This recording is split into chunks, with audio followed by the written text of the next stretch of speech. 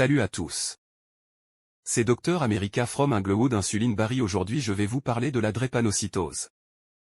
Si je vous avez aimé la vidéo, je vous demande de vous abonner, partager et commenter tout en laissant vos suggestions possibles. La drépanocytose, également connue sous le nom de l'anémie falciforme, est une maladie génétique du sang. Elle est caractérisée par une production anormale de l'hémoglobine, une protéine présente dans les globules rouges et responsable du transport de l'oxygène dans tout le corps. Dans la drépanocytose, une mutation génétique entraîne la production d'une forme anormale d'hémoglobine appelée hémoglobine S.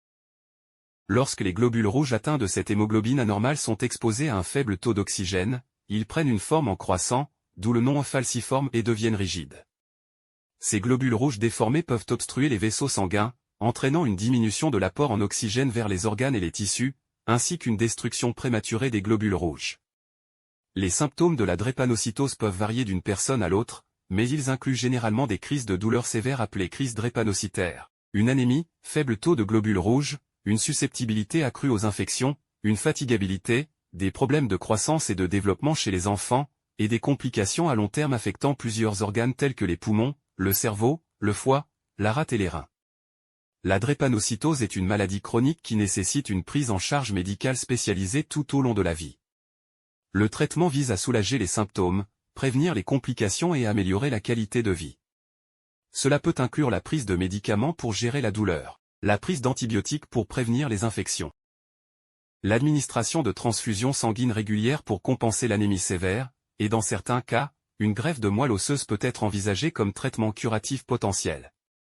Il est également essentiel pour les personnes atteintes de drépanocytose de prendre des mesures préventives, telles que maintenir une hydratation adéquate, éviter les facteurs déclenchant des crises, comme l'exposition à un froid extrême, le stress ou l'infection, et surveiller régulièrement leur santé pour détecter et traiter rapidement les complications potentielles. Il convient de noter que le dépistage génétique préconceptionnel et néonatal peut aider à identifier les porteurs et les nouveau-nés atteints de la drépanocytose, ce qui permet une prise en charge précoce et de meilleures chances de prévention et de traitement appropriés.